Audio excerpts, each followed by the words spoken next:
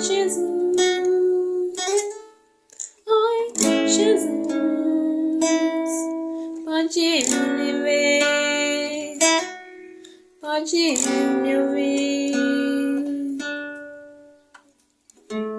Tô te esperando no quarto pra te contar os meus segredos, pra te contar o